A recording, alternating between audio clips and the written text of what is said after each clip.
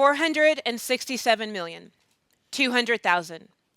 That's the estimated number of words that you and I will speak over the course of our lifetime if we live to the age of 80. And that's based on a study published in Science magazine in 2007, which said that the average person in this room will use 16,000 words today alone. More if you're Chatty Cathy, less if you're Chatty Cathy's husband. Now, what remains to be seen and is yet unclear is how many of those words are positive versus how many are negative. How many will cause delight for the hearer, and how many will inflict distress. While the scientific jury may still be out, the consensus is that we as humans will remember the bad words.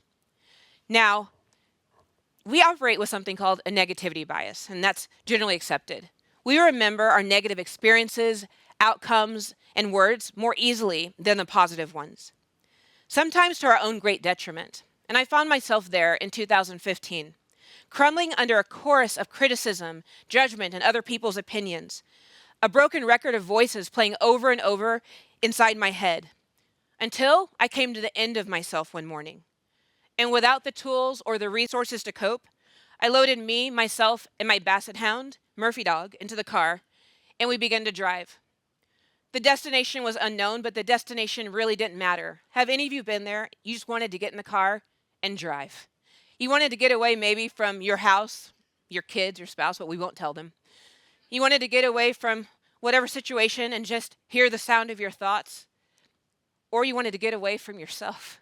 And so you let the miles unfold in front of you. You put the pedal to the metal and you just drive and drive. I may have took it to extreme, but I kept driving until I arrived in Northwest Arkansas, of all places.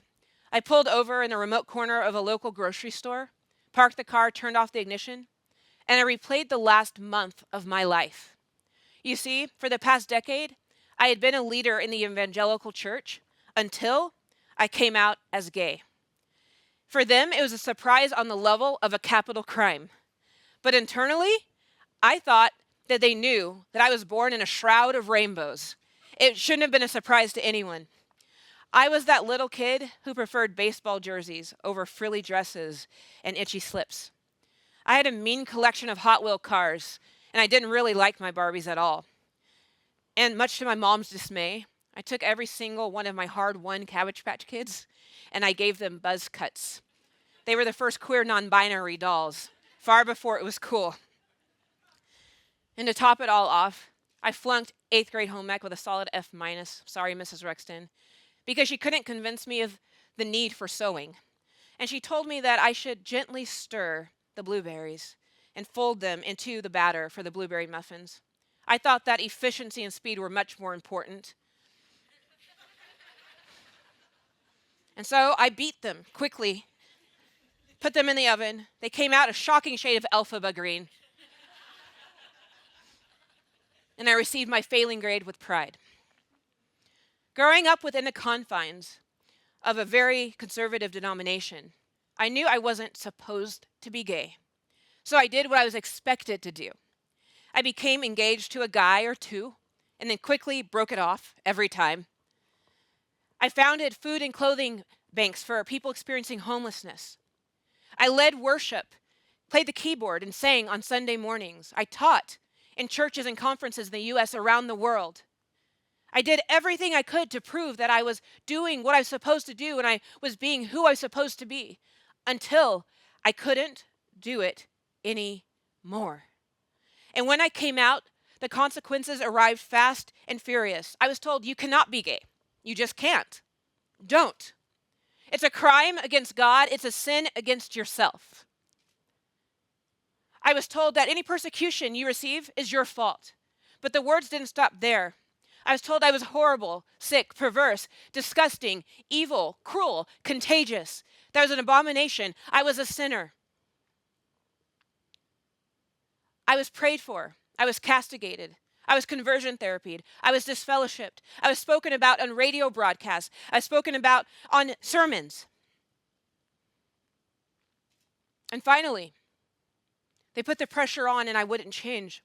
So they escorted me out of church on a Sunday morning and locked the door behind me. I lost my family members, friends, community, job, with one revelation, with one conversation. And so back to that parking lot in Northwest Arkansas. I opened up the center console to my vehicle, and I pulled out a bottle of opioid pills that I had been prescribed a year or so earlier for a surgery. And I hadn't taken the pills because I didn't feel I needed them at the time.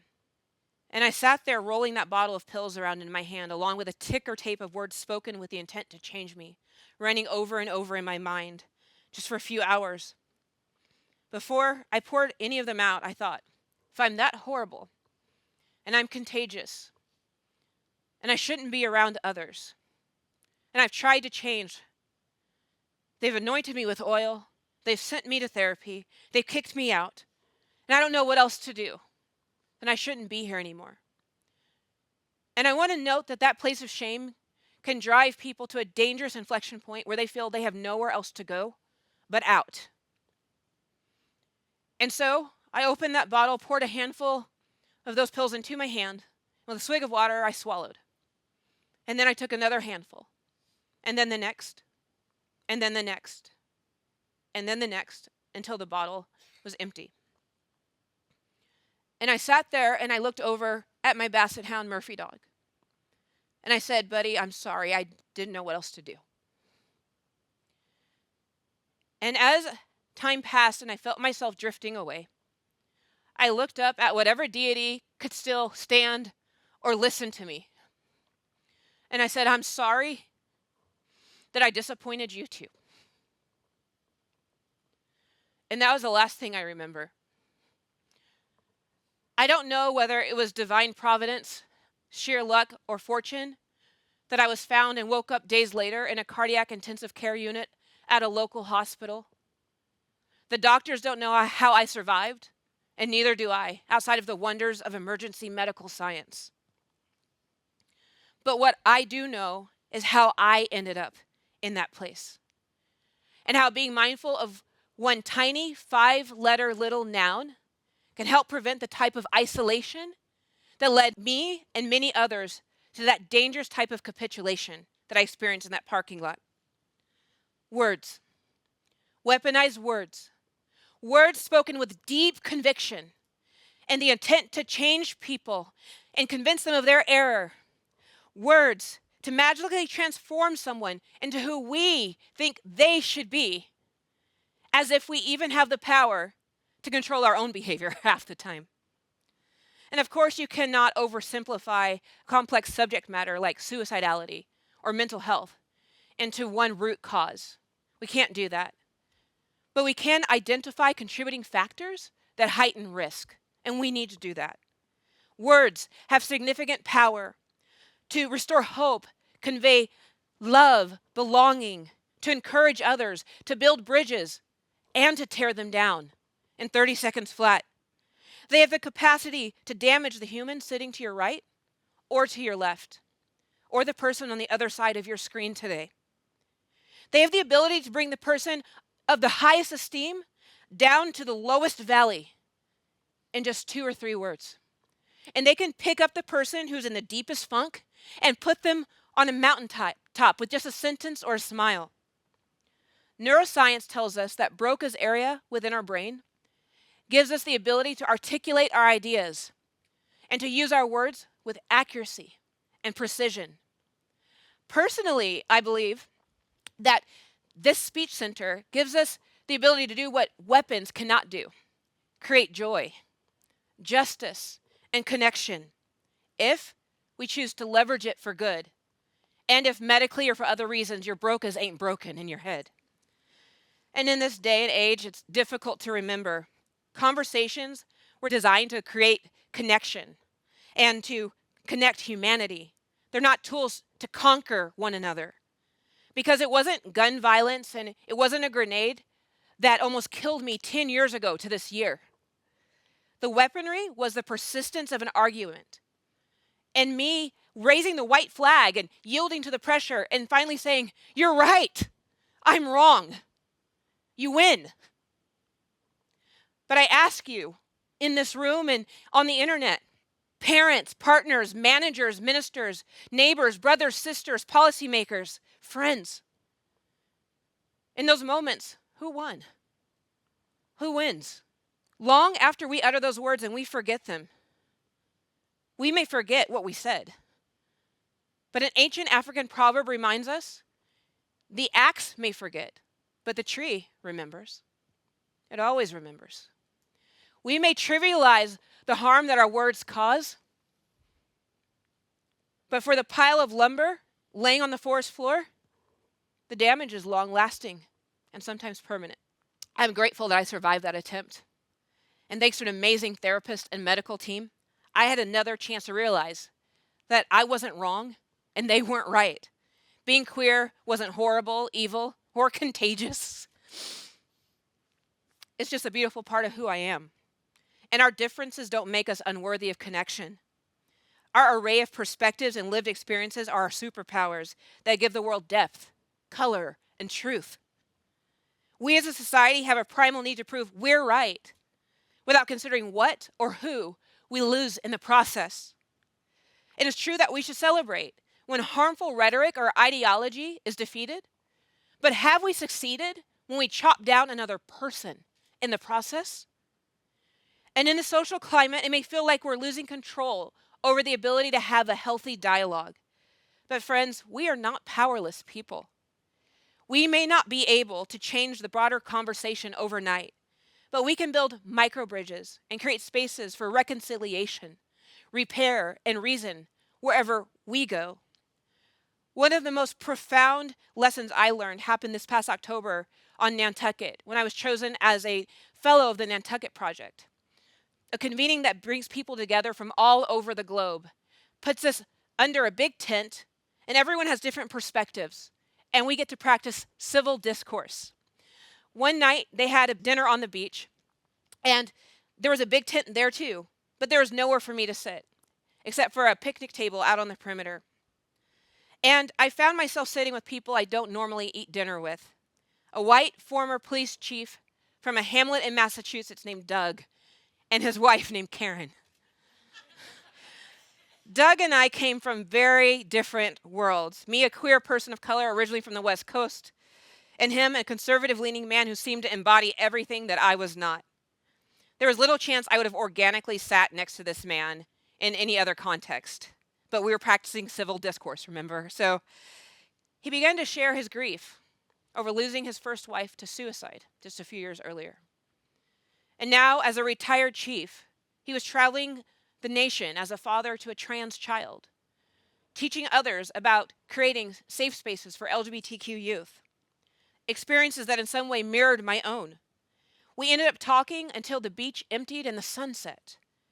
When we sit and listen to others without judgment and with empathy, we learn that we're not so different after all. You think, you're country and I'm rock and roll. I'm tomato, you're tomato. Let's call the whole thing off. Those two things cannot both coexist. And since I'm staying, you've got to go. But I'll tell you something. In that, we reinforce a society of separateness. If we're silent enough to sit and listen to one another and then speak, to listen and then sing, that's how harmonies are created. It's easier, I admit, to remain in our own bubbles of separateness behind the protection of our keyboards or our phones and retreat further and further into our microcosms or prisons of familiarity, depending on how you look at it, because it feels safe there. But I want to say today, for the people that are feeling alone, misunderstood and mischaracterized as I once was, even in the communities that you once trusted, kindness still exists. Reach out, even in the unlikely places, to the unlikely faces like Doug and Karen. There are still people in that crowd who are kind, even if they don't look like you, talk like you, have a different ethos than you. You know, friends, in today's polarized world, we all share the same basic human experiences. Fear, joy, hope, love, loss, anger, desire. And when we make the choice to villainize people that we could humanize, due to our own lack of exposure, empathy, understanding, biases, prejudice, whatever our rationale, then we feel justified in placing them in the discard pile where we think they truly belong. But trash buckets were made for waste. Let me say that again. Trash buckets were made for waste. Harmful institutions and ideologies, not human beings. I challenge you, and it's going to be a challenge in the days ahead, to take a moment to tap into our connective tissue and our collective sense of compassion by asking one another a simple question. You've said your piece, but have you made peace? Now, if it's the former, I hope we can hit pause on our verbal op-eds. I know they're going to be oh so good, but swallow them. No one can solve all of the world's problems, but we can make sure that when we speak, we do so in a way that builds instead of destroys. We can do so in a way that furthers connection instead of division. Let it be a grassroots moment and a movement that flows from your home into people's hearts and around the world. And so at the end of our lives, even though sometimes it was oh so very hard, we can say, I chose healing over harm. You might just save a life. Thank you.